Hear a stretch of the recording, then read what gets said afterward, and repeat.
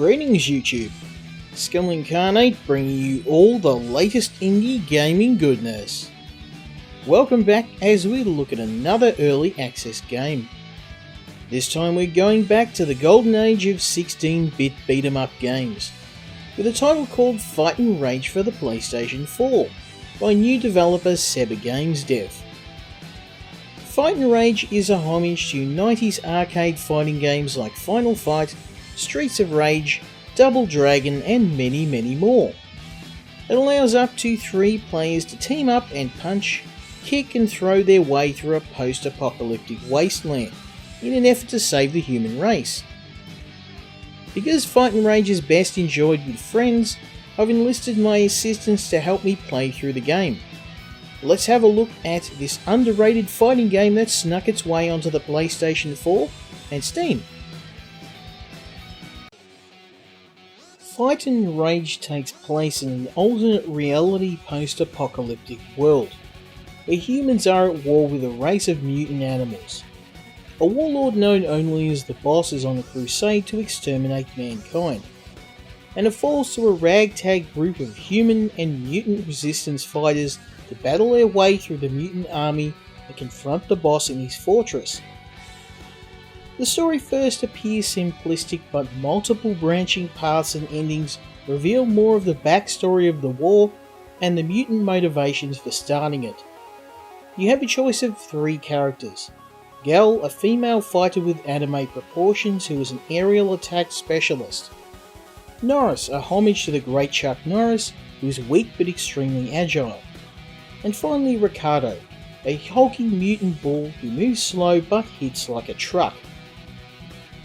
The game features 9 levels in total, ranging from brightly lit casinos to underground caverns and ancient castles. You'll also need to play the game multiple times to see all of them. A nice touch is that the players will get different conversations and reactions from enemies and one of dozens of endings to the game, depending on their character choice and the path they take.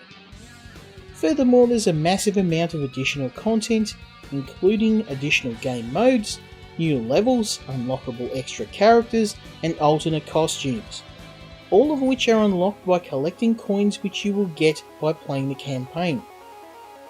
This approach adds a significant replayability factor to the game. The strongest aspect of Fight and Rage is in the controls and difficulty. The controls are simple and easy for younger players to pick up, with buttons for an attack, jump and special move. However, experienced players will find there's also special attacks, like throws which knock enemies down, air juggles allowing you to knock enemies in the air and continue attacking, and combo moves which can be used to decimate enemies and make boss fights far easier. The game also includes a Dark Souls-like parry system. When moving towards an enemy right before an attack lands, will instantly fill your special attack gauge. You'll also need to master the more advanced techniques to stand any chance of completing the game on a harder difficulty. Luckily, the developers were smart enough to include a training mode for players new to fighting games and an easy mode for younger players.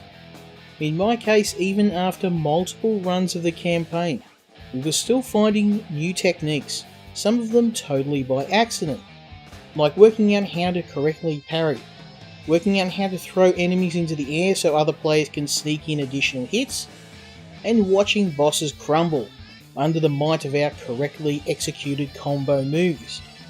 When we mastered these techniques, we were able to breeze through the campaign, at least until we tried tackling hard mode. So do I recommend this game? Absolutely. Fight and Rage is at its core a simple side-scrolling beat-em-up, but the implementation is near perfect, with tight controls, visually pleasing art, and beautiful animations. The learning curve is perfect for newer players with several difficulties and choices of what paths to take throughout the campaign. The replay value is massive, with us playing through the campaign dozens of times in co-op mode, trying to earn enough coins to purchase all of the extra game modes and characters. Even after multiple playthroughs, we still didn't find all of the endings to the game. The game is a perfect choice for players who remember the golden age of side-scrolling beat-em-up games, or those wanting a simple but addictive co-op game you can play with your family. I know we certainly enjoyed playing the game together, as good beat-em-up games on the PlayStation are somewhat hard to find.